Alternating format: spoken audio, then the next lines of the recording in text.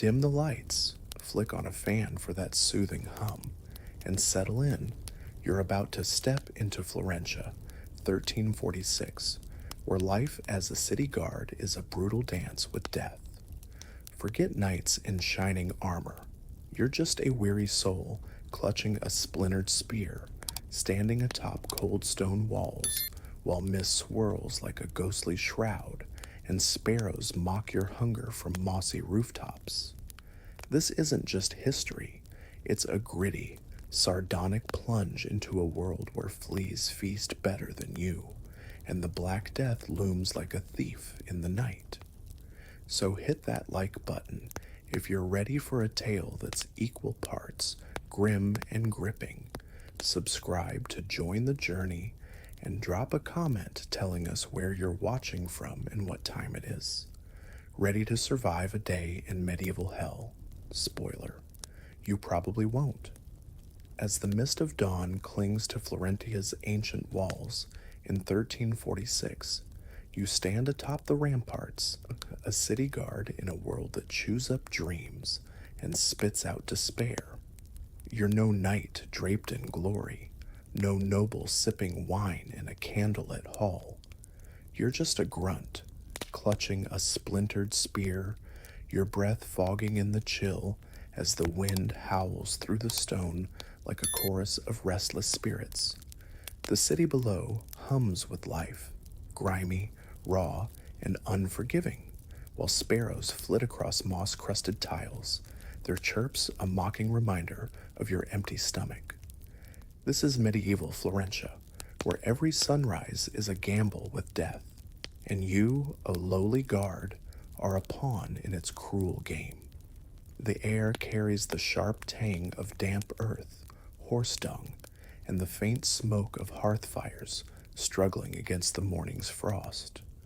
It's a scent that seeps into your bones, as familiar as the ache in your joints from nights spent on cold stone.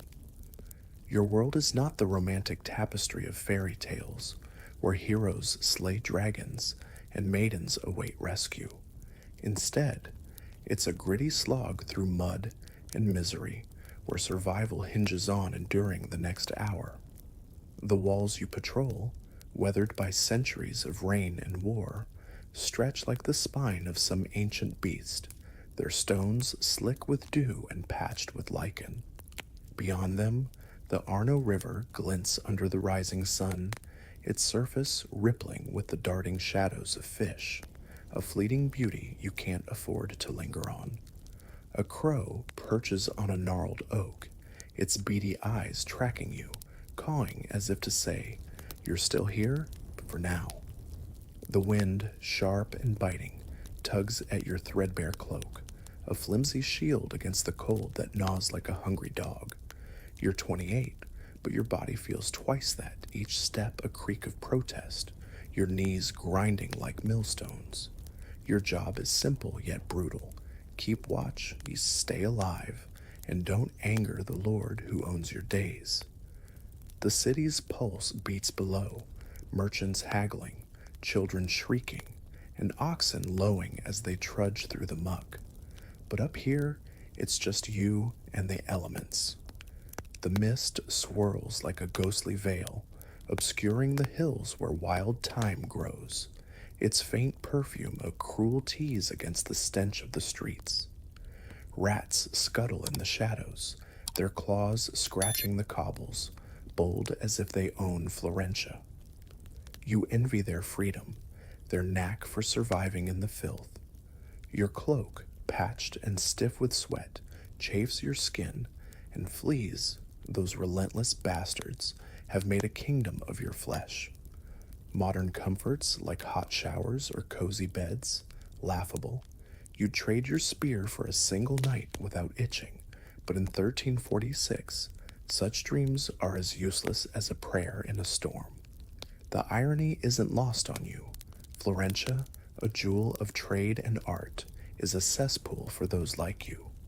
The slums below fester with refuse, where naked children play in ditches reeking of human waste, their laughter a defiance you can't muster. A stray dog, ribs stark against its matted fur, snarls over a scrap of bone, its eyes glinting with desperation.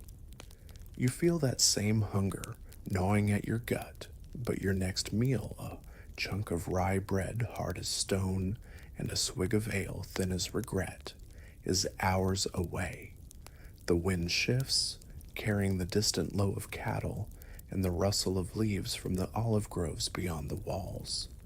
It's a world alive with beauty, but it's a beauty that taunts you, reminding you of your place, a cog in a machine that grinds the poor to dust. And here's the shocking truth. You're not just guarding against bandits or rival armies. The real enemy is creeping closer, invisible and merciless. Whispers of a strange sickness ripple through the taverns, tales of distant ports where men drop dead with black spots on their skin. You don't know it yet, but the Black Death is slinking toward Florentia, ready to turn your city into a graveyard. Each day you stand watch. You're not just fighting cold and hunger, you're racing against a doom you can't see.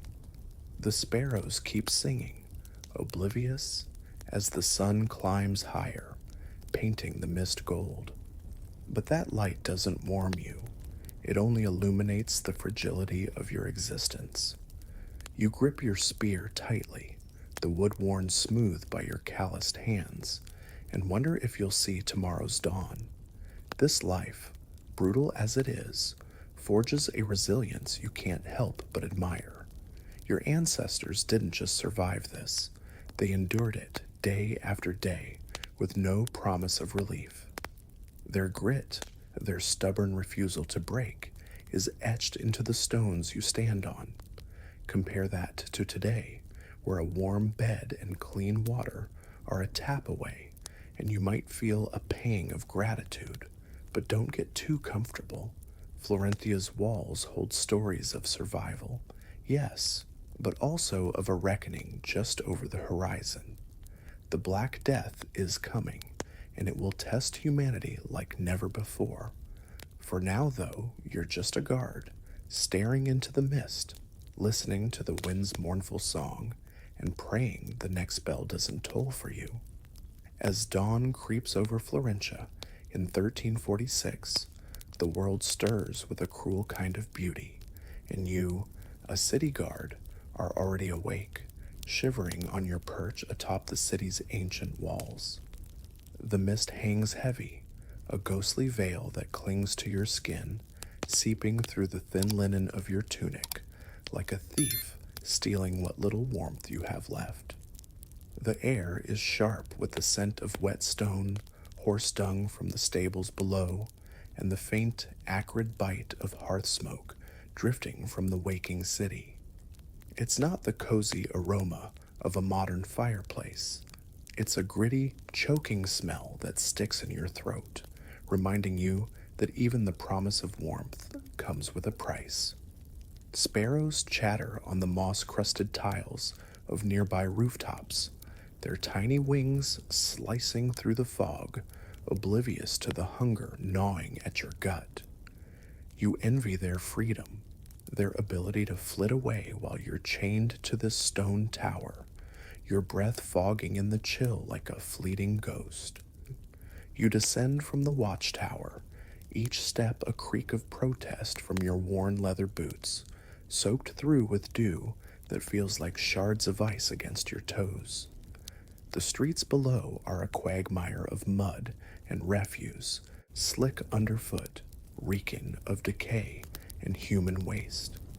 A rat scurries across the cobbles, its claws clicking like a grim metronome, disappearing into a drainage ditch where the water is more filth than liquid. You glance at the Arno River beyond the walls, its surface catching the first rays of the sun, shimmering like a promise of purity it can't deliver. Fish dart beneath, their silver bodies a fleeting glimpse of life in a world that feels half dead.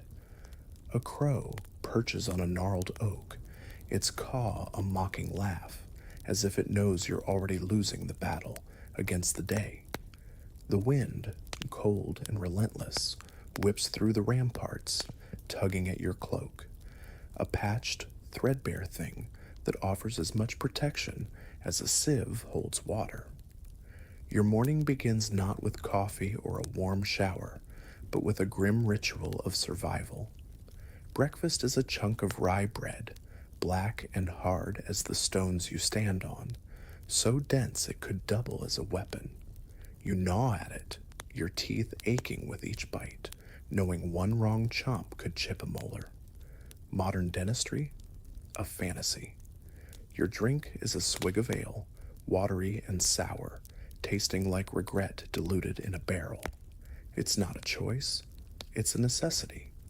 The well water is a death trap, teeming with worms and worse, a murky stew of disease that even the rats avoid. You sip the ale, wincing at its bitterness, and feel the cold settle deeper into your bones. The wind shifts, carrying the faint perfume of wild mint from the fields, a cruel tease against the stench of the city's open sewers. A horse whinnies from a nearby stable, its breath steaming in the dawn air, while a flock of starlings swirls overhead, their wings a soft thunder against the pale sky. Your body protests as you move, joints creaking like the hinges of an old gate. You're only 28, but medieval life has aged you beyond your years. Your knees grind, your back aches, and your hands, calloused and scarred from gripping your spear, are stiff from the cold. You stretch, but the air bites back, sharp as a blade, and you regret the effort. The city is waking now, its pulse a chaotic symphony of shouts, clanging bells, and the lowing of oxen trudging through the mud. Below, a merchant curses as his cart sinks into a rut, while children, barefoot and filthy, dart through the streets, their laughter a jarring note of defiance in this grim world. A stray dog slinks past, ribs stark against its matted fur, sniffing at a pile of refuse before a rival snarls it away. You watch, envying even the dog's fleeting freedom, knowing your own life is tethered to these walls, to the Lord who barely knows your name. The shocking truth hits you like a stone. You're not just guarding Florentia from outside threats. The real danger is already here, lurking in the shadows of the city's filth.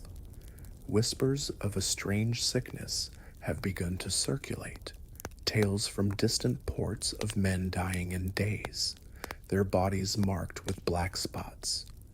You don't know it yet, but the Black Death is creeping closer, a silent assassin that will soon turn Florentia into a charnel house.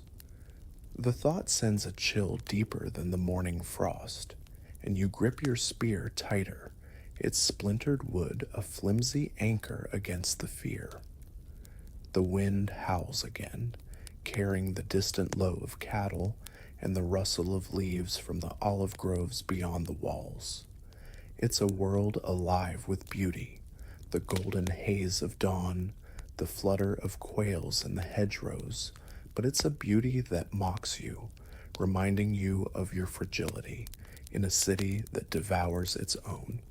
Your duty drives you forward, but it's a cruel master. The Lord's men patrol the streets, their eyes sharp for any guard slacking off. A missed shift could mean a lashing, or worse, a night in the stocks, where the cold and the jeers of passers-by would strip away what little dignity you have left. You trudge through the mud, your boots sinking into the muck, each step a reminder of your place in this unforgiving hierarchy. The city's walls, built to protect, feel more like a cage, their stones cold and unyielding under your hands. A fox darts across the field beyond, its russet fur catching the light, a fleeting glimpse of freedom you'll never know. The air grows heavier, the mist beginning to lift, revealing the sprawl of Florentia, its red-tiled roofs, its church spires piercing the sky, its slums festering like an open wound. You pause by a crumbling section of the wall where lichen clings like a sickly rash and look out at the countryside. The hills roll gently and green, dotted with wildflowers that sway in the breeze, their colors a stark contrast to the gray despair of the city. A heron stands motionless by the river, its beak poised for a fish, while dragonflies skim the water's surface, their wings glinting like stained glass. It's a scene so vivid, so alive, that it almost hurts to look at, because you know it's not yours to savor. Your world is the stone, the mud, the hunger that gnaws like a rat in your belly. The wind carries the faint scent of clover, but it's drowned out by the stench of the ditch below, where human waste festers in a sluggish stream. You're a guard, not a poet, but even you can't help but feel the weight of this contrast. A world of beauty that exists just out of reach, taunting you with what you'll never have. And yet, there's a stubborn strength in this life, a resilience forged in the crucible of hardship. Your ancestors stood on these same walls, faced the same cold, the same hunger, and somehow kept going. They didn't have the luxury of modern comforts, no heated homes, no clean water, no medicine to ease a fever. Their survival was a testament to human grit, a refusal to break even when the world seemed determined to crush them. You feel it too, in the way you force your aching body to move, in the way you swallow the bitter ale and choke down the bread that could break a tooth. It's not heroism, it's necessity, but it's also a kind of triumph, a quiet defiance that says, I'm still here. The sun climbs higher now, burning through the mist, casting long shadows from the oaks that stand like sentinels beyond the walls. A flock of pigeons takes flight, their wings a soft drumbeat, and you wonder if they know something you don't, about the darkness creeping closer, about the plague that will soon test Florentia's soul. The morning's beauty is a cruel jest, a reminder of how fragile your existence is. The sparrows keep singing, the river keeps flowing, but you're just a speck in this relentless world, a guard whose life hangs by a thread. The wind, now warming slightly, carries the distant bleat of goats and the rustle of leaves, but it also brings whispers of fear, rumors of death in far-off ports, of bodies piling up like firewood. You shake off the thought, but it lingers, a shadow at the edge of your mind. Your job is to watch, to stand, to survive. But survival in 1346 is a gamble, and the odds are stacked against you. As you trudge back to your post, the city waking fully now, you can't help but feel the weight of history pressing down, a history that will soon be written in blood. The sun climbs high over Florentia in 1346, transforming the city into a furnace, and you, a weary city guard, stand atop the blistering walls, your body wilting under its merciless glare. No shade shields you, just a tattered cloth cap, soaked through with sweat that stings your eyes and clings to your skin like a second, suffocating layer. The air is thick, heavy, with the heat that rises from the stone ramparts, which feel like the floor of a baker's oven, radiating warmth that sears your calloused feet through your threadbare boots. Flies buzz around your face, relentless as tax collectors, drawn to the salt of your misery and the grime of your unwashed tunic. The wind, no longer a morning's cool whisper, now blows hot and dry, carrying dust from the parched fields beyond and the rancid stench of the city's open sewers. It's a smell that could curdle milk, human waste, rotting scraps, and the faint sickly tang of decay from the nearby infirmary, where the dead pile up like forgotten debts. Below, the slums of Florencia fester in the midday heat, a sprawl of misery where naked children chase each other through the muck, their bare feet splashing in ditches brimming with filth. Their laughter, sharp and defiant, cuts through the hum of insects, a sound that feels almost alien in this grim world. You watch a pack of stray dogs, ribs stark against their matted fur, snarling over a bone so rotten it's more maggot than meat. Their eyes glint with a desperation you recognize, a hunger that mirrors the ache in your own gut. Beyond the walls, the fields shimmer under the sun, golden wheat swaying like a promise of plenty. But it's a lie. Every stalk belongs to the Lord, and you'll never taste its harvest. A hawk circles overhead, its wings slicing the sky with effortless grace, free in a way you can only dream of. The wind shifts, carrying a faint whiff of wild thyme from the hills, but it's drowned out by the overpowering reek of the city's decay, a reminder that beauty here is always tainted. Your stomach growls, a low, insistent rumble that feels like a beast clawing at your insides. Lunch? Don't make me laugh. You fumble for your leather flask, its contents a thin, sour ale that tastes like watered-down regret. It's not a meal, it's a necessity, the only thing keeping you from the well's poisoned promise, water teeming with worms, and worse, a liquid death trap you wouldn't wish on your worst enemy. You take a swig, wincing as it slides down your throat, and wipe the sweat from your brow, only to find your hand coated in dust and grime. Modern conveniences like a cold soda or a sandwich are as distant as the stars. You're stuck with this ale, warm and bitter, and a memory of this morning's bread, so hard it could have doubled as a club. Your teeth still ache from the effort, and you're half convinced you left a molar in that cursed loaf. The city hums with life below, but it's a life you're not part of. Merchants shout in the market, their voices hoarse as they haggle over wilted cabbages and moldy grain. A cart creaks past, its wheels sinking into the muddy street, the driver cursing as an ox lows in protest. The air is alive with the buzz of flies, the drone of mosquitoes, and the occasional trill of a lark, its song a fleeting note of beauty that feels like a cruel joke.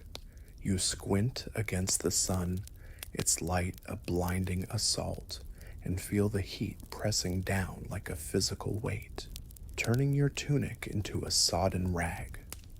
Your skin itches, not just from sweat, but from the fleas that have made a kingdom of your body, their bites a constant torment. You scratch, knowing it's futile, and curse under your breath. A small rebellion against a world that doesn't care if you live or die. You peer down at the slums, where the poor cling to life like weeds and cracked stone. A woman, her face gaunt and eyes hollow, kneels by a ditch, washing rags in water so foul it's more sludge than liquid. Nearby, a child, no older than 5, digs through a pile of refuse, hoping for something edible. The sight twists something in your chest, a mix of pity and powerlessness. You're no better off, bound to these walls, your life owned by a lord who wouldn't spit on you if you were on fire. The wind carries the distant bleat of goats from the fields, a sound that feels like a taunt. Those animals eat better than you do. A flock of pigeons takes flight from a church spire, their wings a soft thunder scattering into the haze. You envy their escape, their ability to rise above this festering city, while you're stuck here, baking under the sun's unyielding eye. The shocking truth slams into you like a blow. This city, for all its bustling trade and grand cathedrals, is a death trap. Rumors swirl in the taverns below, carried on the wind like the stench of the sewers, tales of a sickness sweeping through distant ports, where men drop dead with tumors the size of apples and black spots blooming like curses on their skin. You've heard the whispers, seen the fear in the eyes of passers-by, but up here, alone on the walls, the dread feels sharper, more personal. The Black Death is coming, though you don't know its name yet, and it will turn Florentia into a graveyard. The thought chills you despite the heat, and you grip your spear tighter, its splintered wood a flimsy shield against the invisible enemy creeping closer. The sun doesn't care, blazing on, painting the fields in a golden glow that mocks your hunger and fear. Your body is a map of exhaustion, shoulders aching from the weight of your spear, legs trembling from hours of standing, eyes burning from dust and sweat. You're only 28, but medieval life has carved years into your bones, each day a grind that leaves you older than the last. The walls, built to protect, feel like a prison, their stones hot under your hands, etched with the scars of wars you'll never understand. A fox slinks through the grass beyond, its russet fur catching the light, eyes glinting with cunning. You watch it vanish into the bracken, a fleeting reminder of a world unbound by duty or despair. The wind shifts again, hot and heavy, carrying the faint scent of clover, but it's no comfort. It only underscores the filth you're steeped in, the city's decay a constant companion. And yet, there's a stubborn resilience in this life, a grit that keeps you standing despite the odds. Your ancestors endured this same heat, this same hunger, and somehow found the strength to carry on. They didn't have air conditioning, clean water, or grocery stores, just their will to survive, forged in the crucible of a world that offered no mercy. You feel it too, in the way you force your aching body to stay upright, in the way you choke down the ale and ignore the fleas feasting on your skin. It's not courage, it's survival, a quiet defiance that says, I'm still here, damn it. The sun beats down relentlessly, but you stand your ground, a sentinel in a city that doesn't care. The fields shimmer, the hawk soars, and the dogs snarl below, but you're still here for now, a testament to the human spirit's refusal to break. This midday ordeal is a microcosm of medieval life, beautiful, brutal, and unforgiving. The larks keep singing, the wheat keeps swaying, but you're just a speck in this relentless world, a guard whose life hangs by a thread. The wind, now a hot gust, carries the distant low of cattle and the rustle of leaves, but it also brings those whispered rumors of death, growing louder with each passing day. You shake off the fear, but it lingers, a shadow in your mind. Your job is to watch, to endure, to survive. But survival in 1346 is a cruel game, and the stakes are about to get higher.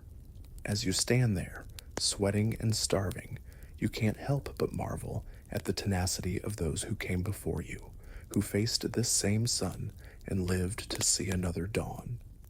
Their strength is a quiet lesson, one that makes your modern bed, with its clean sheets and soft pillows, feel like a gift from the gods. As the sun dips low over Florentia in 1346, its amber rays cast long shadows across the city's weathered walls, where you, a beleaguered city guard, stand watch, your body weary from hours of heat and hunger. The afternoon light paints the rooftops in hues of gold and blood, a fleeting beauty that feels like a cruel jest in this world of grime and despair. The air, once thick with midday's oppressive heat, now carries a cooler edge, but it's no relief. It brings the sour stench of the infirmary, where death lingers like an unwelcome guest. Church bells toll in the distance, their mournful clang slicing through the hum of the city, each peal a reminder that someone else has lost their wager with life. You grip your splintered spear, its wood worn smooth by your calloused hands, and feel the weight of Florentia's fragility pressing down. This is no place for heroes. It's a city where survival is a daily defiance, and you're just a guard caught in its relentless grip. The streets below pulse with the fading energy of the day, but there's no rest for you. The slums sprawl like an open wound, their ditches brimming with human waste and rotting scraps, the air thick with the buzz of flies and the stench of decay. You watch a mother in the poorest quarter, her face etched with grief, cradling a child whose skin has turned a sickly purple, her wails rising like a prayer no saint will answer. The sight twists your gut, a sharp pang of pity you can't afford to dwell on. Rats scurry across the cobbles, bold as thieves, their eyes glinting in the dimming light as they dart between piles of refuse. A crow perches on a crumbling wall, its harsh caw echoing like a warning, while a pack of stray dogs howls in the distance, their cries weaving through the city's din like a chorus of despair. The wind shifts, carrying the faint perfume of wildflowers from the hills beyond, but it's drowned out by the reek of death, a reminder that beauty in Florentia is always fleeting, always tainted. Your post on the ramparts offers no escape from the city's grim reality. The stone beneath your feet, still warm from the sun, is slick with moss and the sweat of centuries, a testament to the countless guards who stood here before you, their lives as expendable as your own. Your tunic, stiff with grime and sweat, chafes your skin, and the fleas, those relentless bastards, continue their siege, their bites a constant itch you've long stopped fighting. You scratch absent-mindedly, knowing it's as useless as praying for a full belly. Your stomach growls, a low, angry rumble that's become your constant companion. The memory of this morning's bread, hard as flint, lingers like a bad joke, and the ale in your flask, sour and thin as regret, offers no comfort. Modern luxuries like a cold drink or a soft bed are as distant as the stars, and you can't help but laugh, a bitter chuckle at the thought of such fantasies. In 1346, comfort is a myth, and you're just a guard, bound to these walls, your life a threadbare tapestry of duty and despair. The city below is a tapestry of chaos and survival. Merchants pack up their stalls, their voices hoarse from haggling over wilted turnips and moldy grain. A cart creaks through the mud, its driver cursing as an ox stumbles, its lowing a mournful echo in the cooling air. Children, barefoot and filthy, dart through the streets, their laughter a defiant spark in the gloom, but you know it's fleeting. Hunger and disease will claim many before they reach your age. A woman washes rags in a ditch, the water so foul it's more sludge than liquid, her hands raw from the effort. You watch, your heart heavy, knowing you're no better off. The Lord's men patrol below, their eyes sharp for any sign of weakness, and you straighten your spine, ignoring the ache that's settled there like an old friend. A lark trills from a nearby rooftop, its song a fleeting note of beauty that feels like a slap. How dare it sing when the world is this cruel? The wind picks up, cooler now, rustling the leaves of olive trees beyond the walls, their branches swaying like ghostly fingers in the fading light.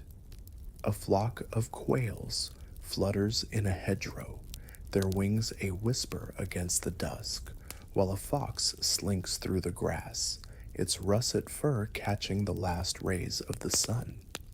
The countryside is alive with a vibrancy you can't touch, wildflowers dotting the hills, their colors vivid against the gray of the city. But up here, on these walls, you're trapped in a world of stone and stink, where the only flowers are the ones you imagine in your dreams. The Arno River glints in the distance, its surface rippling with the last light of day. But you know its waters are poisoned, teeming with filth that could kill you faster than a bandit's blade. You take a swig of ale, the bitter taste grounding you, and wonder how anyone survives this relentless grind. The shocking truth hits you like a blow to the chest. Death is everywhere, and it doesn't need a reason. A fever, a cut gone bad, a sip of bad water, any of these could end you before nightfall. The bells toll again, closer now, and you hear the whispers from below, carried on the wind like a plague of their own. People speak of a strange sickness in distant ports, of men and women dropping dead with tumors the size of apples, their bodies marked with black spots like curses. You've seen it in Florentia already, the gaunt faces, the hollow eyes, the fear that hangs heavier than the mist. The Black Death is coming, though you don't know its name, and it will turn these streets into a charnel house. The thought sends a shiver down your spine, colder than the wind, and you grip your spear tighter, its splintered wood a flimsy shield against the terror creeping closer. The crows keep cawing, their calls a grim prophecy, and you wonder if they sense the doom you can't yet name. Your body is a map of exhaustion, shoulders aching from the weight of your spear, legs trembling from hours of standing, eyes burning from the dust and sweat that cling to you like a second skin. You're only 28, but medieval life has carved decades into your bones, each day a battle against the elements and your own faltering strength. The walls, built to protect, feel like a prison, their stones unyielding under your hands, etched with the scars of wars and winters you'll never understand. A badger rustles in the underbrush beyond, its snout sniffing the air, while a vixen's sharp yip pierces the dusk, a reminder of a world that thrives beyond your reach. The wind carries the faint scent of clover, but it's no comfort. It only underscores the filth you're steeped in, the city's decay a constant companion. And yet, there's a stubborn resilience in this life, a grit that keeps you standing despite the odds. Your ancestors faced this same wind, this same hunger, and somehow found the strength to carry on. They didn't have antibiotics, clean water, or grocery stores, just their will to survive, forged in a world that offered no mercy. You feel it too, in the way you force your aching body to stay upright, in the way you choke down the ale and ignore the fleas feasting on your skin. It's not courage, it's necessity, a quiet defiance that says, "I'm still here, damn it." The sun sinks lower, painting the sky in blood-red streaks, and you stand your ground, a sentinel in a city that doesn't care. The fields shimmer, the quails flutter, and the dogs howl below, but you're still here for now, a testament to the human spirit's refusal to break. This afternoon in Florentia is a microcosm of medieval life, beautiful, brutal, and unforgiving.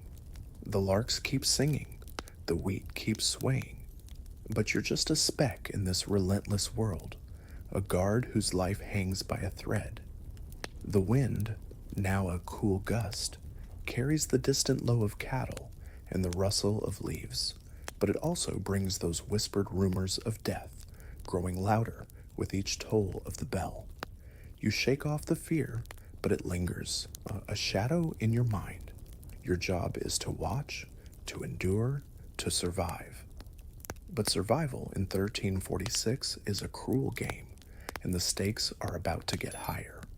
As you stand there, sweating and starving, you can't help but marvel at the tenacity of those who came before you, who faced this same sun and lived to see another dawn. Their strength is a quiet lesson, one that makes your modern bed, with its clean sheets and soft pillows, feel like a gift from the gods. The city's pulse slows as the day wanes, but there's no reprieve for you. The bells toll again, a reminder of the fragility of life, and you hear the murmurs of the crowd below, fearful, desperate, clinging to prayers and charms that offer no protection. A woman in the slums lights a candle, its flame flickering in the dusk, a frail attempt to ward off the darkness. You've seen her kind before, those who turn to saints or superstitions, hoping for a miracle in a world that offers none.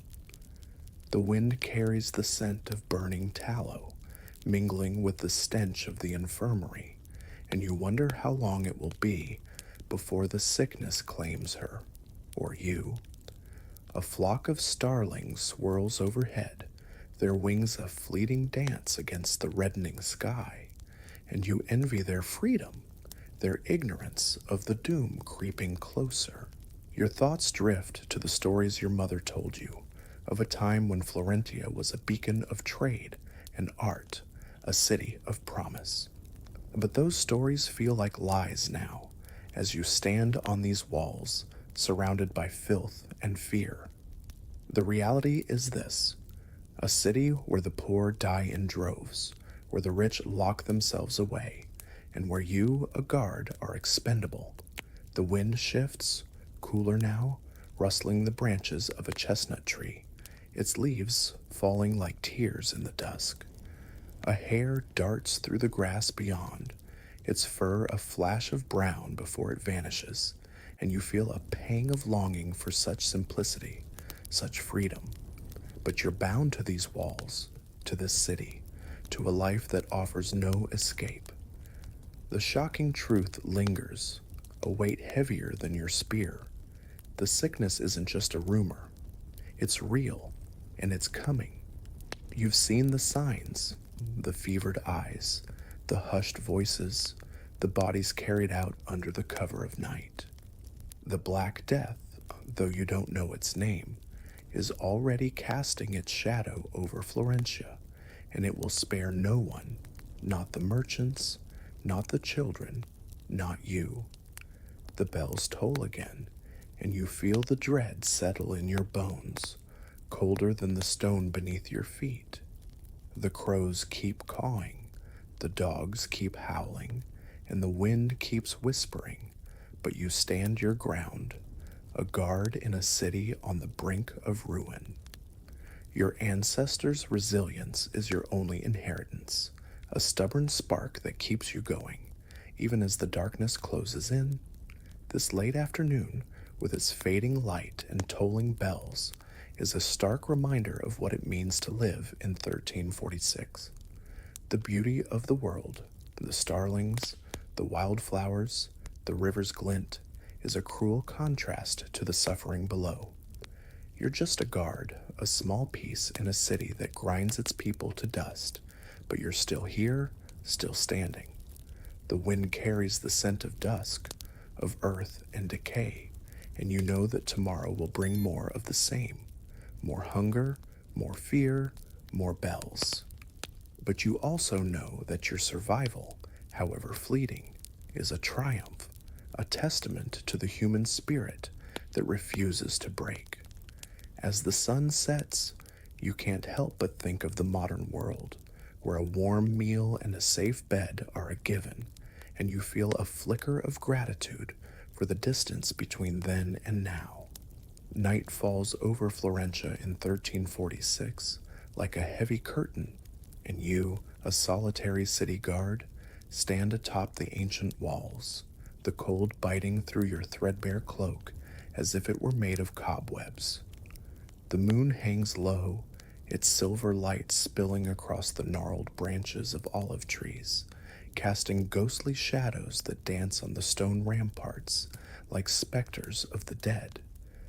The wind howls, a mournful wail that rips through the crevices of the wall, carrying the chill of the grave and the faint, wild scent of pine from the hills beyond. It's not just the cold that makes you shiver. It's the eerie silence of the city, broken only by the distant cry of a child or the murmured prayers drifting up from candlelit hovels. You grip your splintered spear, its wood worn smooth by your calloused hands, and feel the weight of loneliness settle like frost in your bones. This is no romantic moonlit night. It's a vigil in a world where darkness hides more than thieves. The stars above burn with a clarity that could cut glass, a celestial map no modern sky could rival, their light cold and indifferent to your plight. An owl hoots from a nearby copse, its call sharp and haunting, slicing through the night like a warning.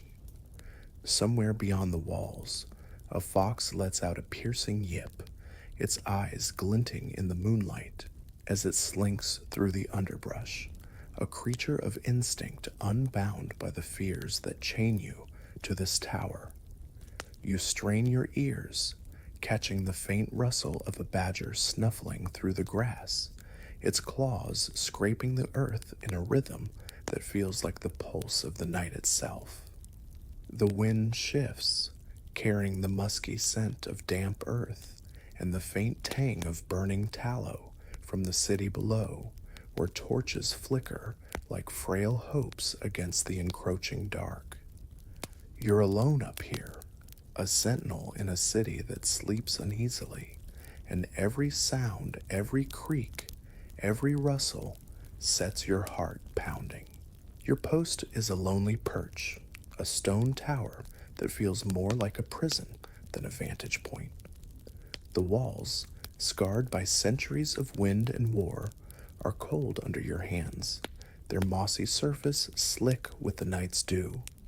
Your cloak, patched and stiff with sweat, offers no warmth, and the fleas, those relentless parasites, continue their assault, their bites a nagging reminder of your place in this wretched world. You shift your weight, your boots creaking against the stone, and feel the ache in your legs, a dull throb that's been your companion since dawn. You're only 28, but medieval life has carved decades into your body, each day a grind that leaves you more bone than man. The city below is a maze of shadows, its red-tiled roofs barely visible under the moonlight, and you can't help but feel like a ghost yourself, haunting these walls with no hope of escape. The sounds of Florentia at night are a symphony of unease. A child's cry pierces the darkness, sharp and desperate, followed by the low murmur of a mother's prayer, pleading with saints who seem deaf to her pleas. You hear the faint clatter of a cart in a distant alley, its driver cursing as it lurches through the mud, and the soft thud of hooves as a stray horse wanders the empty streets. A dog barks, its voice hoarse and frantic, answered by another, their howls weaving a chorus that sends a chill down your spine. The wind carries the scent of smoke and decay, a reminder of the infirmary where bodies are stacked like cordwood, their deaths unmarked by ceremony. You've heard the whispers, tales of a sickness that strikes without warning, leaving corpses marked with black spots and swollen tumors. The thought makes your grip tighten on your spear, its splintered wood a flimsy shield against the terror creeping closer. The shocking truth hits you like a blade to the gut. You're not just guarding against bandits or rival armies. The real enemy is invisible, a specter that lurks in the air you breathe, In the water you dare not drink, in the very streets you patrol. The Black Death, though you don't know its name, is slinking toward Florentia, its shadow already cast in the fearful glances of the townsfolk below. You've seen the signs, the fevered eyes, the hushed voices, the bodies carried out under the cover of night. The disease is a thief in the dark, stealing lives without mercy, and you're powerless to stop it. The wind howls again, a wail that sounds like the keening of the dead, and you wonder if it's carrying the sickness even now, a silent killer riding the night air. The owl hoots again, its call a grim prophecy, and you feel the dread settle deeper, colder than the stone beneath your feet. The city is a patchwork of light and shadow, its hovels lit by flickering candles that cast eerie glows through cracked shutters. You see a woman kneeling by her door, her hands clasped in prayer, her face pale under the moonlight.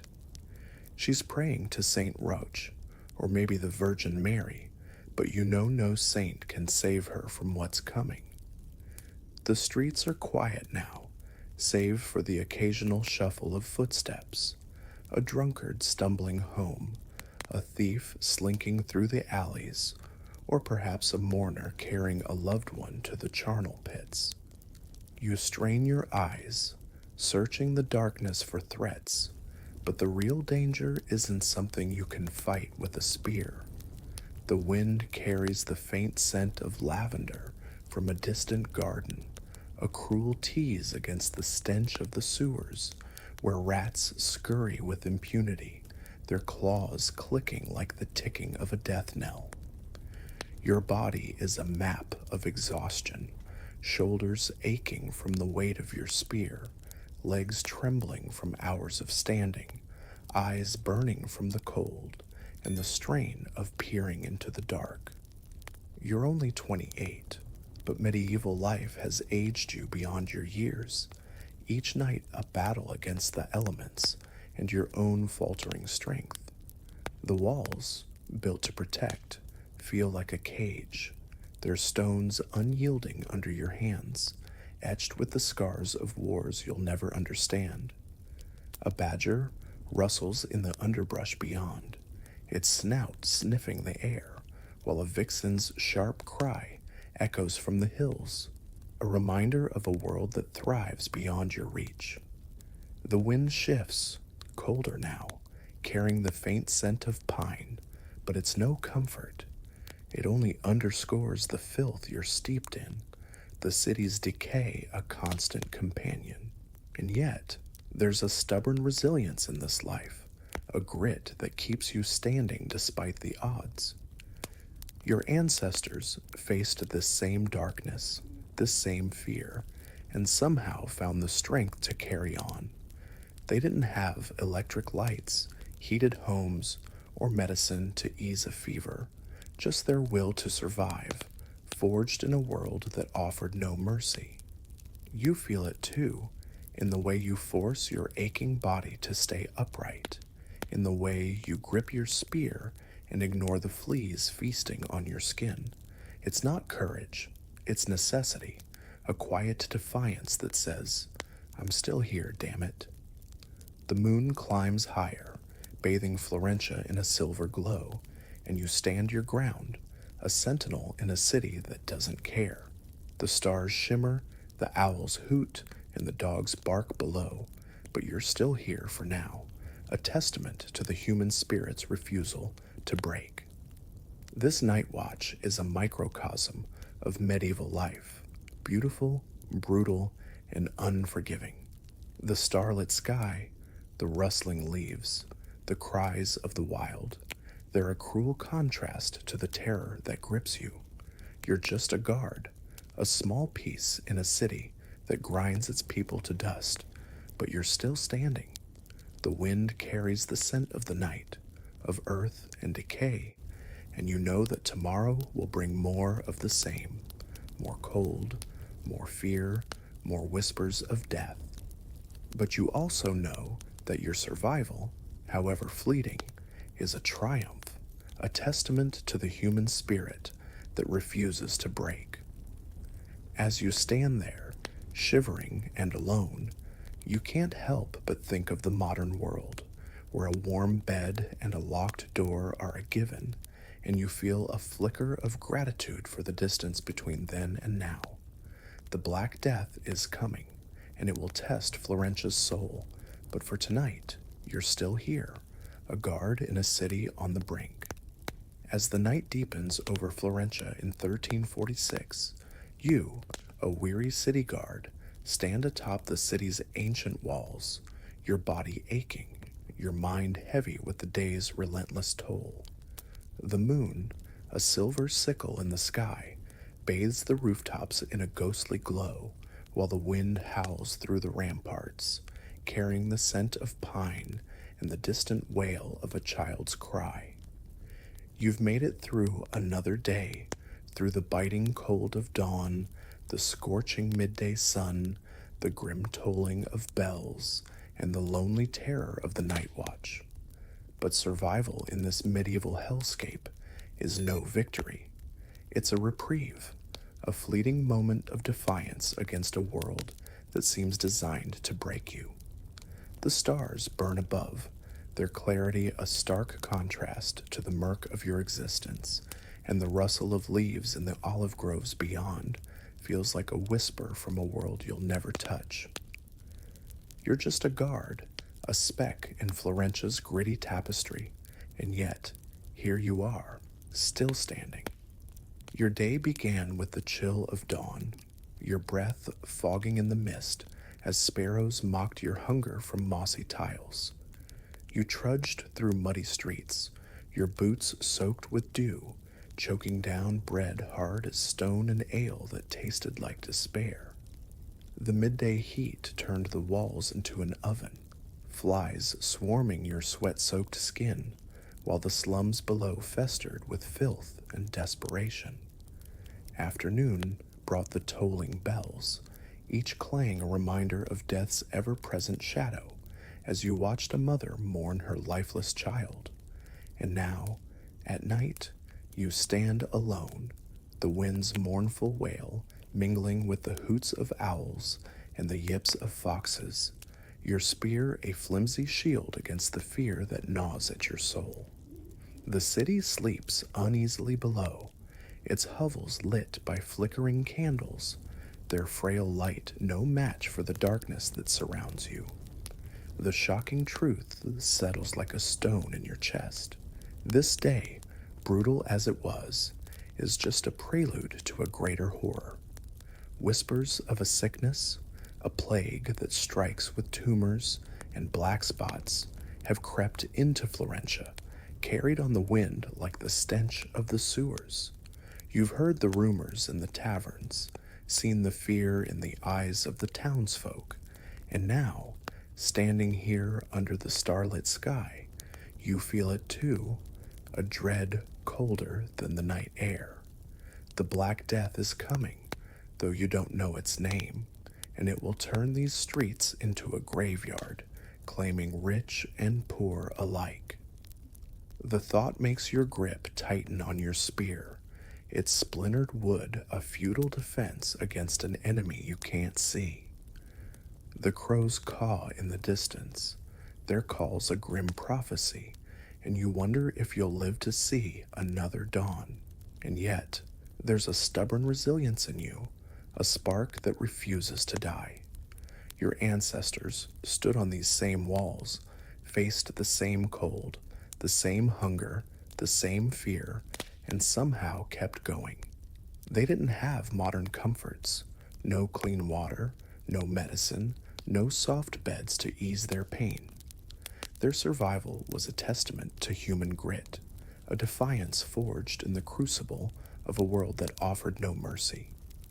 You feel it too, in the way you force your aching body to stand, in the way you endure the fleas and the frost and the whispers of doom.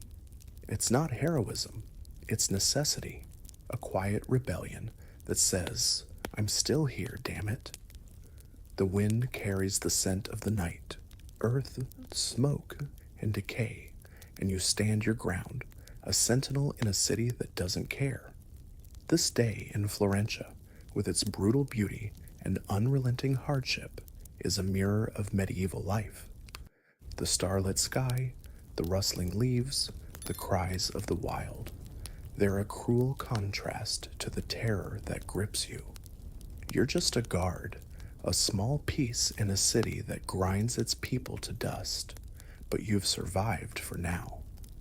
The wind whispers of the plague, of a darkness that will soon engulf Florentia, and you know your struggle is far from over.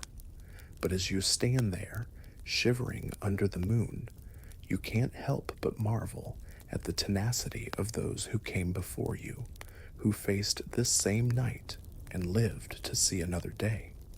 Their strength is a quiet lesson, one that makes your modern world, its warm showers, its safe homes, feel like a miracle. The Black Death looms, a shadow on the horizon, but for now you're still here, a guard in a city on the brink, clinging to life with every breath. Picture Florencia in 1346, a city of bustling trade and towering cathedrals, yet festering with filth and fear, where a lowly guard stood watch on its ancient walls, his life a relentless slog through cold, hunger, and dread. His days were a battle against biting winds that howled like restless spirits, against a sun that turned stone ramparts into ovens, and against the ever-present whispers of a sickness creeping closer. The guard's world was one of muddy streets, where rats scurried like petty lords, and stray dogs fought over scraps with a ferocity that mirrored human desperation. Sparrows sang from mossy rooftops, their notes a cruel mockery of the guard's empty stomach, while the Arno River glinted with a deceptive promise of purity, its waters poisoned with the city's decay.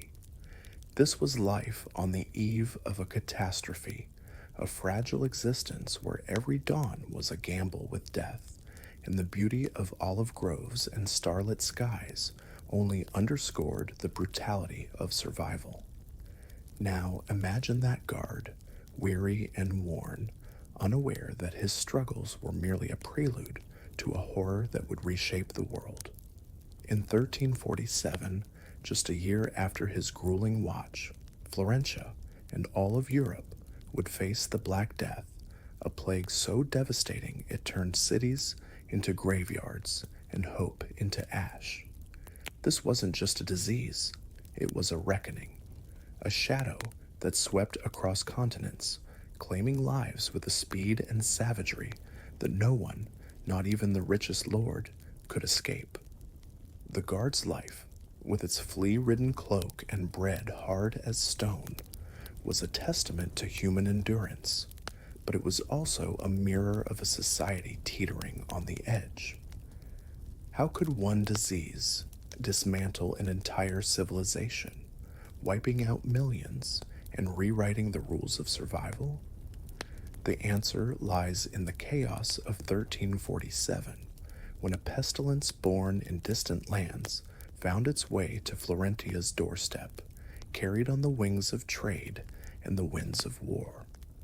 The Guards Florentia was a city of contradictions. Grand churches stood alongside slums where children played in ditches reeking of human waste. The wind carried the scent of wild thyme from the hills, but it was drowned out by the stench of open sewers and the smoke of pyres burning the dead. Life was a daily grind, where ale tasted like regret, and sleep was a battle against fleas and fear. The guard stood atop his tower, his spear a flimsy shield against the world's cruelty, listening to the hoots of owls and the yips of foxes, their wild freedom a stark contrast to his own captivity. Yet his resilience, his refusal to break under the weight of hunger and cold, was a spark of human tenacity that burned bright even in the darkest times. It's a spark worth marveling at, especially when you consider what came next, a plague that would test that resilience to its breaking point. The shocking truth is this: the Black Death wasn't just a disease, it was a force that tore through the fabric of medieval life, exposing its fragility in ways the Guard could never have imagined.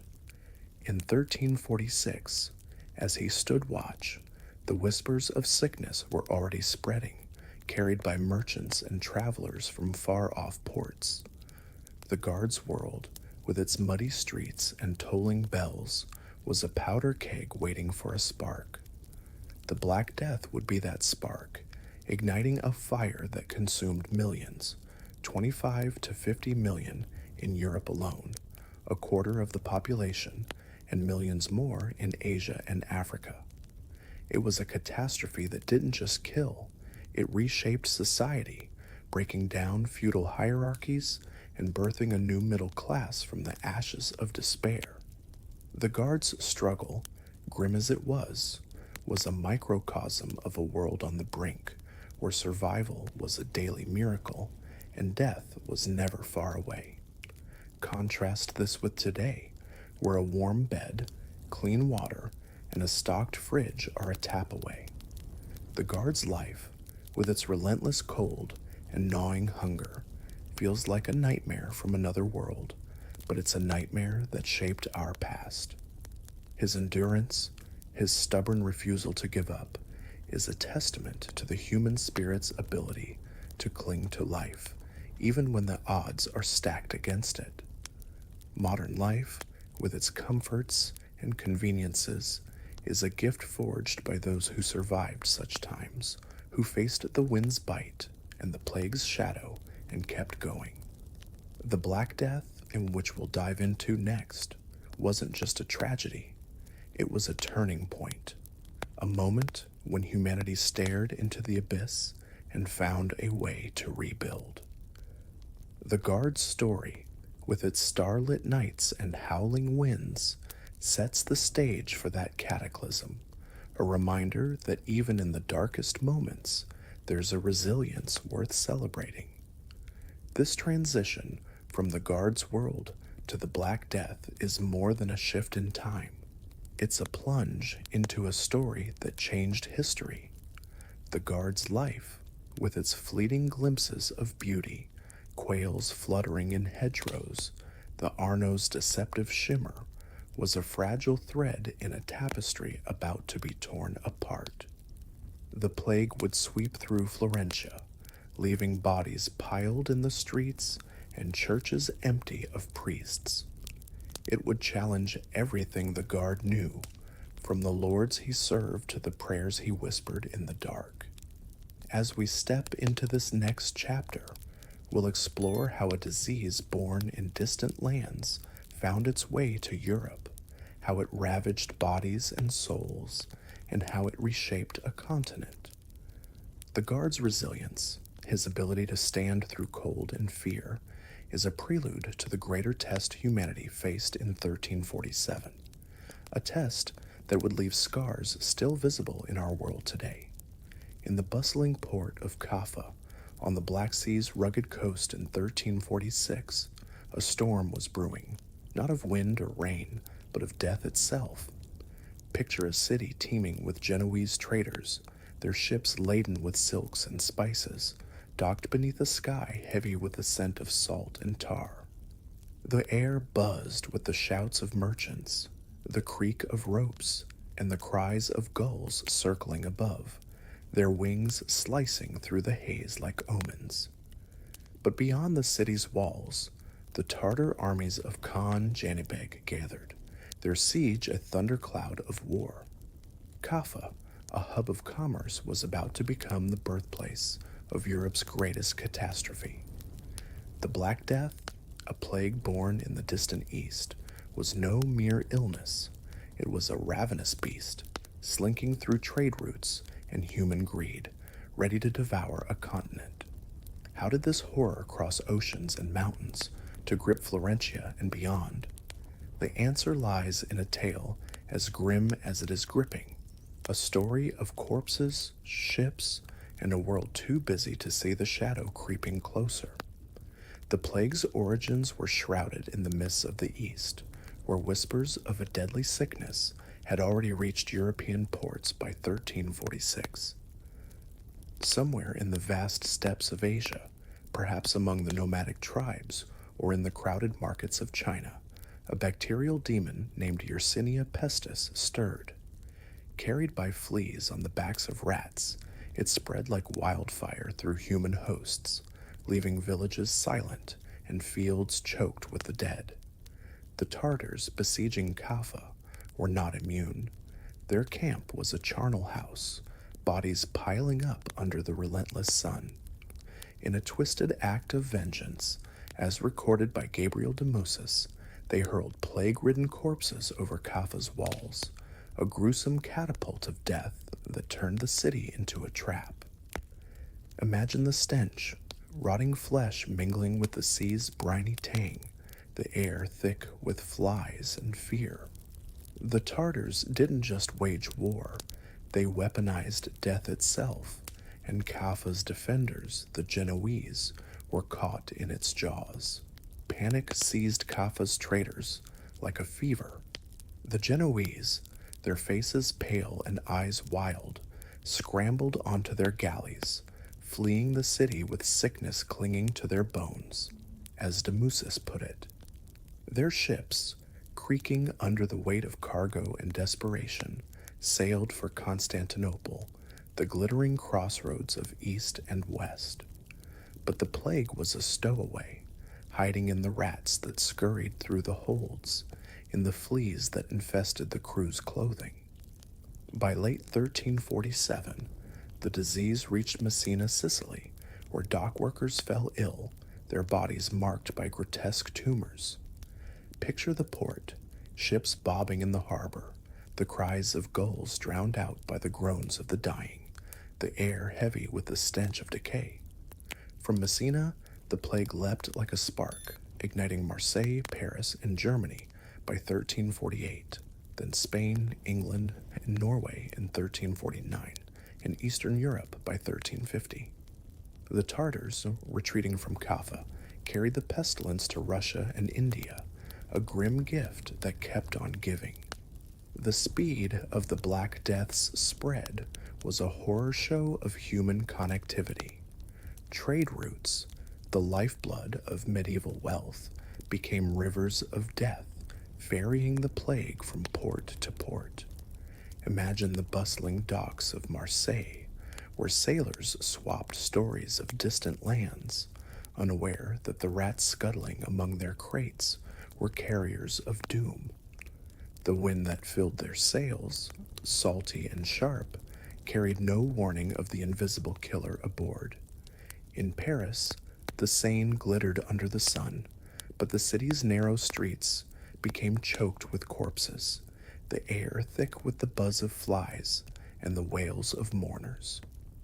In London, the Thames reflected a sky heavy with smoke from pyres, while in Florence, our guards Florentia, the Arno's deceptive shimmer hid waters poisoned by the city's filth. The plague didn't discriminate. It struck lords and peasants, priests and thieves, turning every handshake, every shared cup, into a roll of the dice with death. The shocking truth is this: the Black Death wasn't just a disease. It was a global catastrophe fueled by humanity's own hubris. Merchants, chasing profit, sailed into ports with death in their holds, oblivious to the rats and fleas that carried Yersinia pestis. The Tartars, in their rage, turned corpses into weapons, a move so barbaric it feels ripped from a nightmare. Yet it worked. Kaffa fell to panic, and the plague spread like wildfire across a continent, unprepared for its wrath. By the time it reached Florentia in 1348, the city's guard, standing on his lonely tower, would have seen the first signs: neighbors falling ill, bodies carted away, bells tolling without end. The disease killed 25 to 50 million in Europe alone, a quarter of the population, and millions more in Asia and Africa. It was a slaughter on a scale that makes modern pandemics seem tame, a reminder that the medieval world, for all its beauty, was a tinderbox waiting for a spark. Contrast this with today, where global health systems and instant communication can track a virus before it spirals out of control. The guard in Florentia had no such luxury. No vaccines, no hospitals, just prayers and superstition to fend off a killer they couldn't see. His world, with its starlit skies and howling winds, was a crucible of resilience, where survival was a daily miracle. The Black Death exposed that fragility, tearing through cities like a scythe through wheat. Yet it also revealed humanity's stubborn grit, the same grit that kept our guard standing through cold and hunger.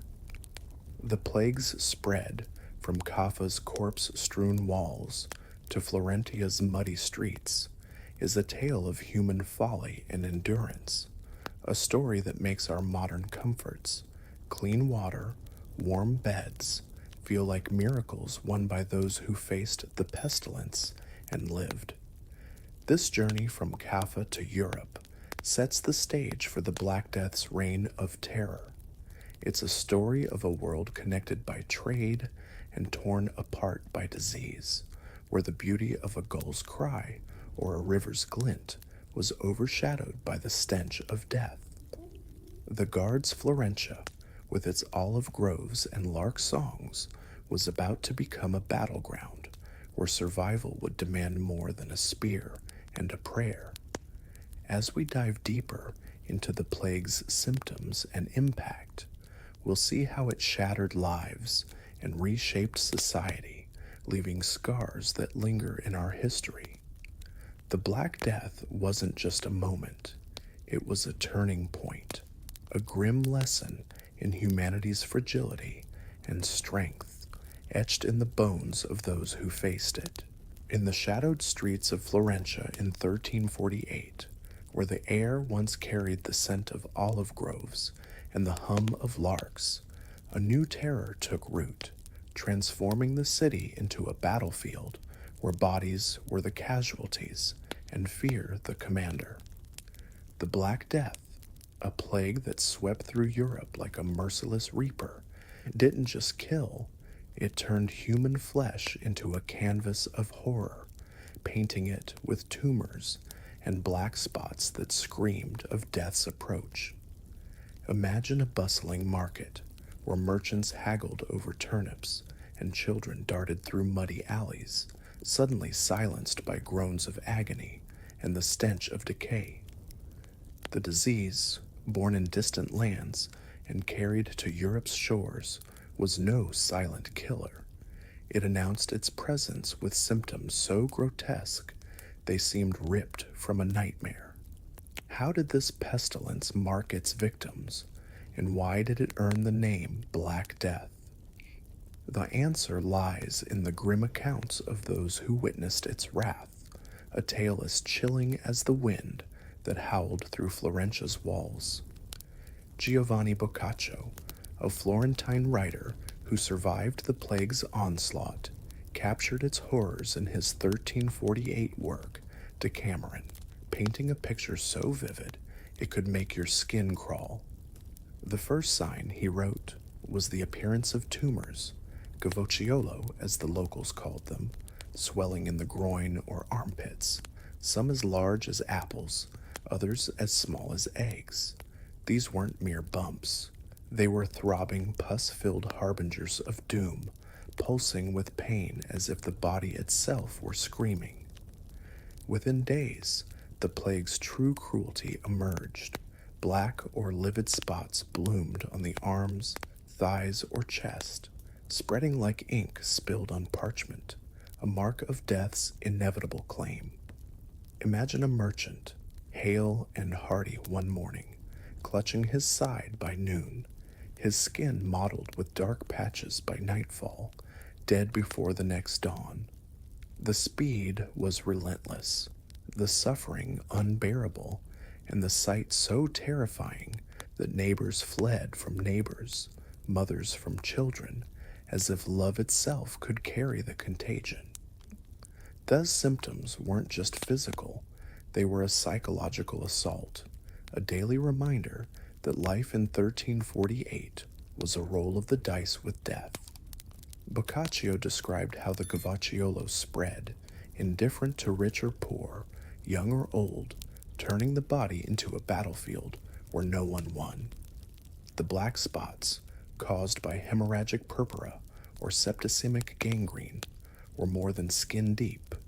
They were the plague's signature, a grotesque tattoo of mortality. In Florentia's narrow streets, where the guard once stood watch, the air grew thick with the stench of rotting flesh, the buzz of flies, and the wails of the dying. A woman, clutching a rosary, might collapse in an alley, her skin a patchwork of bruises, while a child, fevered and delirious, lay abandoned in a hovel, his cries unanswered. The plague didn't just kill, it stripped away dignity, leaving bodies to fester where they fell, a grim tableau that turned churches into morgues and homes into tombs. The name Black Death wasn't coined in 1348. It emerged later, a fitting epithet for a horror that left Europe in shadows. Back then, it was simply the pestilence, or pestis atra, Latin for terrible plague, a term that carried the weight of dread. Historians like Philip Ziegler suggest the name came from atra mors, meaning dreadful death, where atra evoked the dark, ominous hue of the spots that marked the infected. Others, like Thomas Butler, point to the blackened limbs caused by ischemic gangrene, a result of septicemia that turned flesh to charcoal. Picture a Florentine baker, his hands once kneading dough, now shriveled and black, his body a traitor that betrayed him in days. The name Black Death wasn't just descriptive, it was a poetic distillation of a nightmare, a phrase that captured the terror of a world where death painted itself in stark, inky hues across human skin. The shocking truth is this: the Black Death symptoms were so horrific they seemed like divine punishment, a curse that turned the body against itself. Boccaccio noted that the plague struck with such speed that a healthy man could be dead by supper, his body a grotesque mockery of life. In Florence, where half the population, tens of thousands, perished, the streets became open graves, bodies piled in ditches or left rotting in homes. The guard from our earlier tale, standing on his tower, would have seen this horror unfold. Neighbors carted away, their skin mottled with black, their eyes glassy with fever. The Gavacciolo and black spots weren't just symptoms, they were death's calling card, a sign that no prayer, no charm, no saint could save you. The warren in 1348 was worse. A cough or a cut could kill you in days, but the plague could do it in hours. This horror wasn't just physical, it shattered the medieval mind. People believed the plague was carried by miasmas, foul vapors from the dead, or was God's wrath for their sins. In Florentia, priests abandoned their flocks, too sick or scared to perform last rites, leaving the dying to face eternity unshriven. Imagine the guard, once vigilant on his wall, now hearing the tolling bells, knowing each clang marked another soul lost to the pestilence. The air, once alive with lark songs, now carried the stench of death, the buzz of flies, and the despair of a city unraveling. The plague's symptoms, those tumors and spots, were a death sentence, and the guard's world, with its muddy streets and starlit skies, was no match for the invisible killer. The Black Death didn't just kill, it broke the spirit, leaving survivors to wonder why they were spared. Contrast this with today, where antibiotics and hospitals stand between us and such horrors. The guards Florentia had no such defenses, just prayers, herbs, and hope that often failed. The plague's symptoms, so vividly described by Boccaccio, make modern illnesses seem tame. A fever today might mean a day in bed, but in 1348 it meant a grave. The resilience of those who survived, who faced the Gavocciolo and lived to rebuild, is a testament to human grit. The guard, with his flea-ridden cloak and empty stomach, embodied that resilience, a spark of defiance that burned through the darkest nights. The Black Death's name, born of its gruesome marks, captures the terror of a world where death was not just a possibility, but a promise, a lesson in survival that echoes in our modern world's comforts. This tale of tumors and black spots sets the stage for the Black Death's deeper impact, a story of chaos and transformation that reshaped Europe. The Guards Florentia, with its howling winds and desperate prayers, was a microcosm of a continent about to break. As we explore the plague's social and economic toll, we'll see how it tore through society, leaving scars that shaped the modern world. The Black Death wasn't just a disease, it was a crucible, forging resilience from despair, a grim reminder of humanity's capacity to endure the unthinkable. In the spring of 1348, Florentia's streets, once alive with the chatter of merchants and the laughter of children, fell silent under the weight of an unseen enemy. The Black Death, a plague that swept through Europe like a wildfire through dry grass, didn't just claim lives, it tore the very fabric of society apart, leaving behind a tapestry of fear, despair, and chaos. Picture the city the guard once patrolled, its muddy alleys now choked with corpses, its church bells tolling endlessly, their clangs a grim metronome for a world unraveling. The air, once scented with wild thyme from distant hills, now reeked of rotting flesh, the buzz of flies a constant drone over the wails of mourners. The Black Death wasn't just a disease, it was a societal earthquake, shaking the foundations of faith, community, and survival. How did this pestilence turn neighbors into strangers and churches into tombs? The answer lies in a story of panic and desperation, as gripping as it is grim. The plague's arrival in Florentia was a death knell for normalcy. Giovanni Boccaccio, a witness to the carnage, described in his Decameron how the city's population was halved, tens of thousands dead in months, their bodies piling up faster than graves could be dug. Imagine the scene, streets littered with the fallen, their skin mottled with black spots, their faces frozen in agony. Houses stood empty, doors ajar, as families fled or perished together, their bodies left to rot where they fell.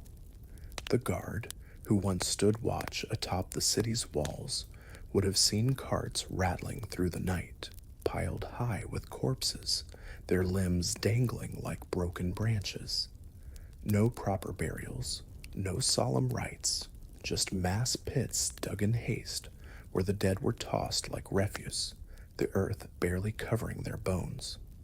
The stench was unbearable, a sickly mix of decay and despair that clung to the air like a curse, drowning out the scent of olive groves and lark songs that once defined Florentia's charm. Fear was the plague's most contagious symptom. People believed the Black Death spread through miasmas, foul vapors rising from corpses, or the breath of the sick. The guard's city, with its open sewers and crowded hovels, was a breeding ground for such terrors, each gust of wind suspected of carrying death's invisible touch.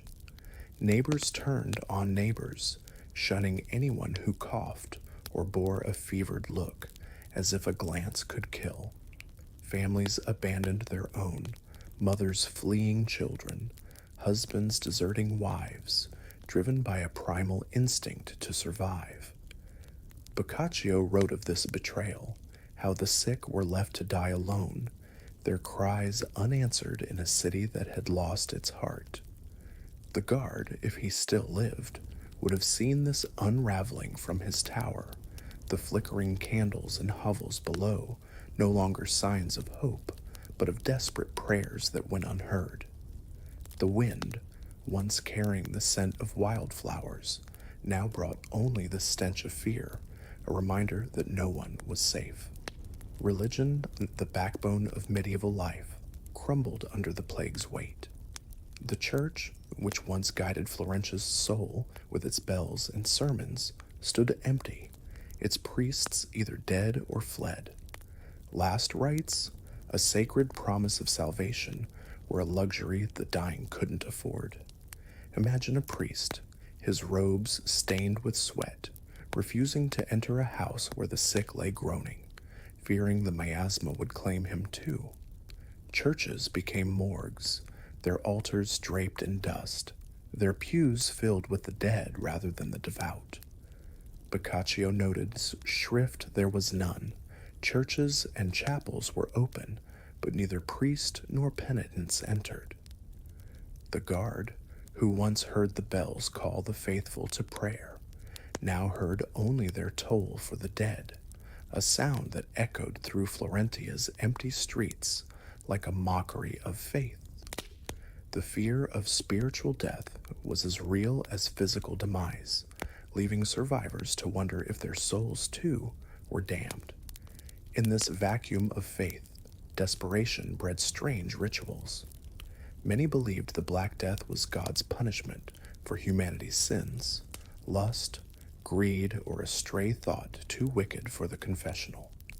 Across Europe, people turned to patron saints like Saint Roch or Saint Sebastian, clutching rosaries and whispering prayers as if words could ward off the pestilence. Others joined processions of flagellants, groups of penitents who marched through towns, their backs bloodied by nail-embedded scourges, their chants rising like a fevered hymn. Picture them entering Florentia, two abreast, their procession stretching beyond sight, bells pealing as they whipped themselves into a frenzy, hoping pain would appease an angry god.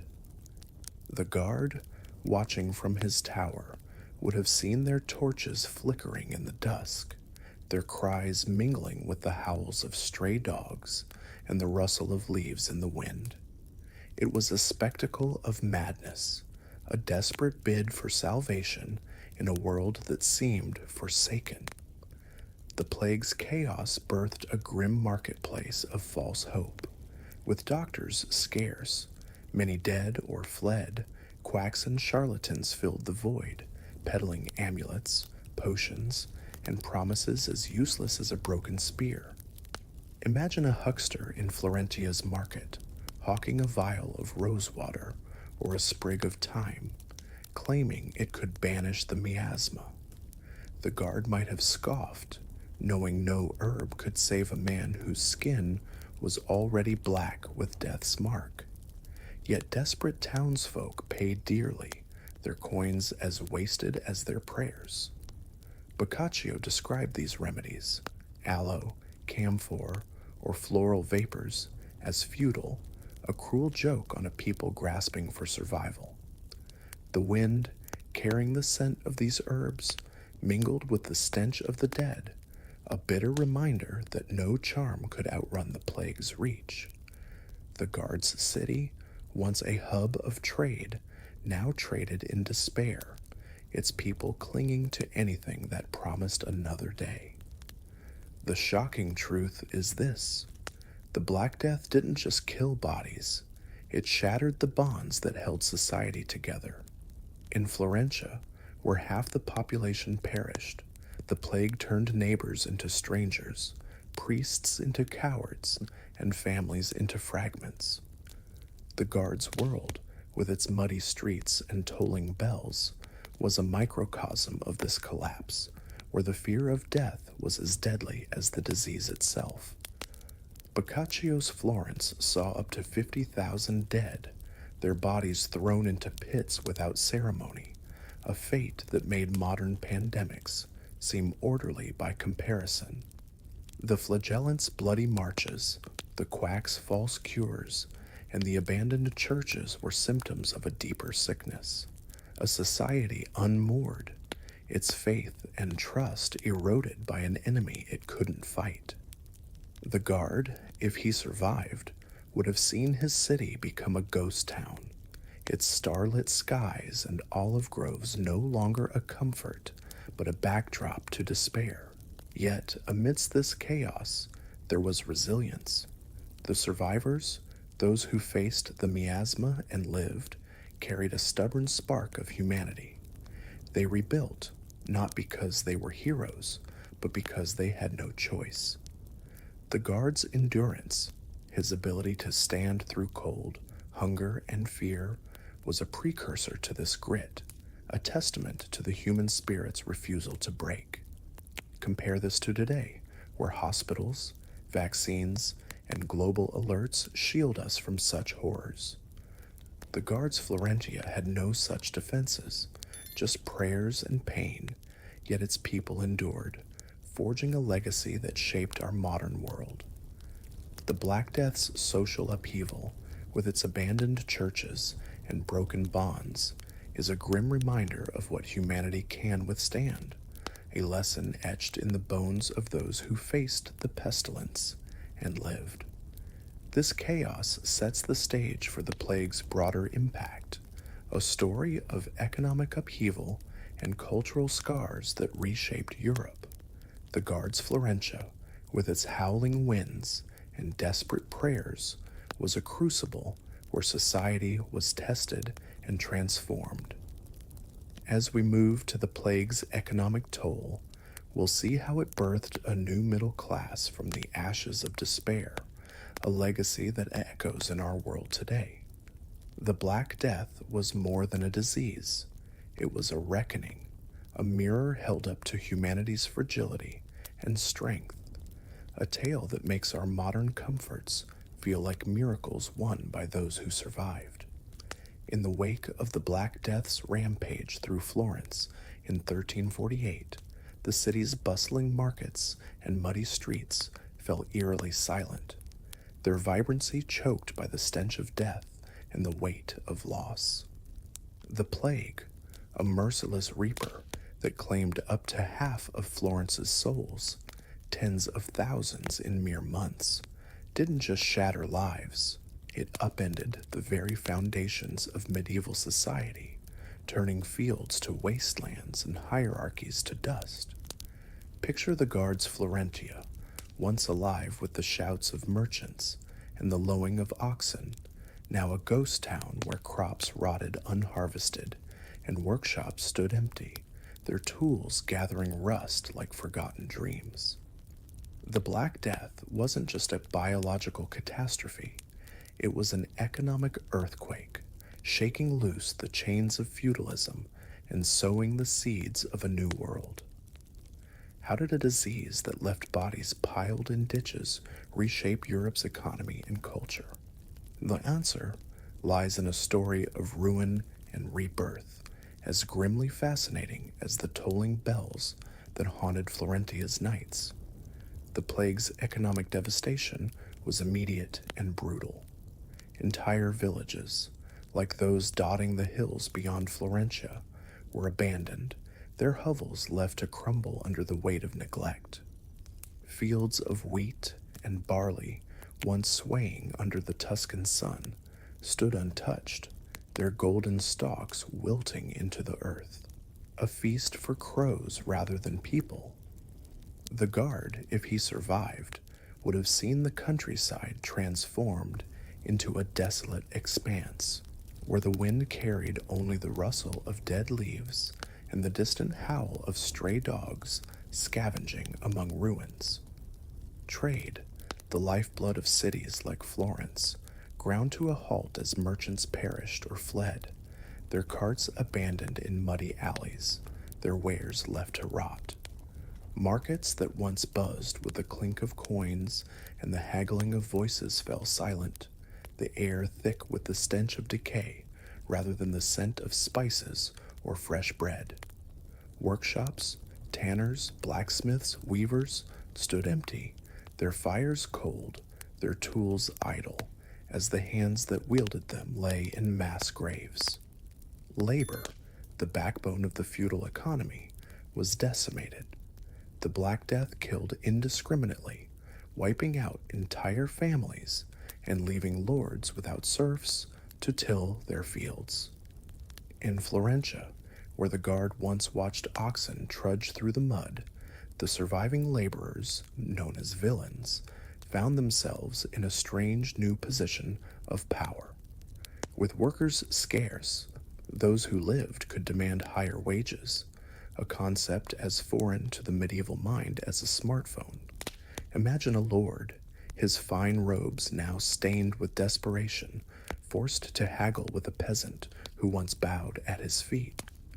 The guard, if he'd traded his spear for a plow, might have smirked at the irony, a peasant extorting coin from a noble, a twist that turned the feudal pyramid on its head.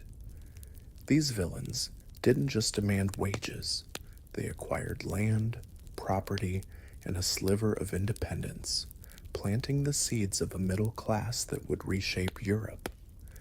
The wind that once carried the scent of wild thyme now carried whispers of change, a quiet revolution born in the ashes of death. This economic upheaval was a double-edged sword. While survivors gained power, the immediate aftermath was chaos. Food shortages gripped cities like Florentia, where the guards' meager ration of hard bread and sour ale became a distant memory. With fields unharvested, grain prices soared, and hunger became a constant companion, gnawing at the bellies of rich and poor alike. Manufactured goods, cloth, tools, leather, grew scarce as artisans perished, their skills buried with them. Imagine a weaver's loom, once humming with the rhythm of creation, now silent, its threads tangled like the lives it once sustained. The guard, trudging through Florentia's streets, would have seen shops boarded up, their owners gone, the city's pulse weakened by loss. Trade routes, once bustling with ships carrying silks from the east, became ghost paths, their ports empty save for the cries of gulls and the creak of abandoned vessels. The Black Death didn't just kill people, it starved economies, leaving Europe to stagger under the weight of its own emptiness. The shocking truth is this: the Black Death killed 25 to 50 million people in Europe, up to a quarter of the population, plus millions more in Asia and Africa, but its legacy was as transformative as it was tragic. In Florentia, where half the city perished, the plague's devastation birthed a new social order. The rise of the middle class, sparked by labor shortages, was a quiet earthquake, shaking the foundations of a world where lords once ruled unchallenged. By 1350, peasants who survived were no longer just serfs. They were landowners, merchants, people with a stake in the future. This shift wasn't just economic, it was cultural, etched into the very soul of Europe. The Guards Florentia, with its starlit skies and howling winds, became a crucible where old hierarchies melted away, forging a society that valued survival over servitude. The plague's toll, 50,000 dead in Florence alone, makes modern pandemics seem tame, a grim reminder of a world without hospitals or vaccines. The Black Death's cultural legacy was equally profound, staining Europe's psyche with a fascination for death that lingered for centuries. Art and literature became obsessed with mortality, a grim reflection of a world that had stared into the abyss. Peter Bruegel's Triumph of Death in 1562, painted long after the plague's first wave, captured this morbid fixation. armies of skeletons wielding scythes, slaughtering peasants, kings, and cardinals in a panoramic dance of doom. Imagine the guard, if he'd lived to see such art, recognizing the skeletal faces as echoes of the corpses he'd seen carted through Florentia's streets. The painting's grim humor, skeletons grinning as they cut down the mighty, mirrored the plague's indifference, a dark chuckle at humanity's fragility. In literature, Boccaccio's Decameron wove tales of survival and loss, its stories a lifeline for a generation grappling with death's shadow. The guard's world, with its tolling bells and abandoned hovels, inspired such works, a testament to the human need to find meaning in chaos. This obsession with death wasn't just artistic, it was a societal shift. The Black Death's second wave, the Pesta Secunda of 1361, killed another 10 to 20% of Europe's population, compounding the trauma. Other diseases, smallpox, dysentery, followed, ensuring that Europe's population wouldn't recover to pre-plague levels until the 16th century. The Guard's Florentia, once a beacon of trade, became a city of ghosts, its markets silent, its churches empty. Yet from this desolation came resilience. Survivors rebuilt, not because they were heroes ochna system, heroes, but because they had no choice. The villains who demanded higher wages and land ownership were not just survivors, they were architects of a new world, their grit reshaping the economic landscape. The Guard's stubborn endurance, standing watch through cold and hunger, was a microcosm of this tenacity, a spark that lit the way for change. Contrast this with today, where economic stability and social safety nets shield us from such chaos. The Guard's Florentia had no such protections, just raw survival, where a missed harvest meant starvation. Modern life, with its grocery stores and job markets, feels like a miracle compared to the plague's devastation. The Black Death's legacy, from the rise of the middle class to the morbid art it inspired, is a testament to human resilience, a lesson etched in the bones of those who rebuilt from ruin. The Guard's world, with its howling winds and empty fields, teaches us to cherish our comforts, won by those who faced the unthinkable and carried on. The Black Death's economic and cultural impact was a turning point, a grim crucible that forged a new Europe. As we conclude this tale, we'll reflect on the lessons of resilience and survival, a legacy that echoes in our modern world, a reminder of humanity's capacity to endure the darkest times. As the Black Death's shadow receded from Florentia in the late 1340s, the city stood scarred but not broken, its muddy streets and ancient walls bearing witness to a catastrophe that reshaped the world. The guard who once stood watch, his spear clutched against the biting wind, was a symbol of a society pushed to the brink. Yet somehow, against all odds, it endured. The plague saw a merciless reaper that claimed 25 to 50 million lives across Europe, up to a quarter of the population, plus millions more in Asia and Africa, was more than a tragedy. It was a crucible, forging a new era from the ashes of despair. Picture Florentia's once bustling markets, silenced by the tolling bells, their stalls empty, their air thick with the stench of decay, and the cries of gulls circling above abandoned wares. The Black Death wasn't just a disease, it was a turning point, a grim lesson in humanity's fragility and resilience. What can we learn from a world that faced such darkness and lived to see the dawn? The answer lies in a story as haunting as the wind that howled through Florentia's walls. The guard's life, with its flea-ridden cloak and bread hard as stone, was a microcosm of medieval existence, beautiful in its rawness, brutal in its demands. He stood atop his tower, the starlit sky above a cruel contrast to the filth below, where rats scurried through muddy alleys and stray dogs howled over scraps. His days were a relentless grind of cold, hunger, and fear, each dawn a gamble with death.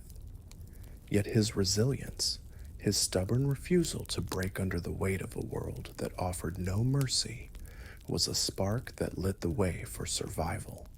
The Black Death tested that spark, turning Florencia into a graveyard where half the city, 50,000 souls, perished in months. Giovanni Boccaccio's Decameron captured the horror. Bodies piled in ditches, churches abandoned, families torn apart by fear.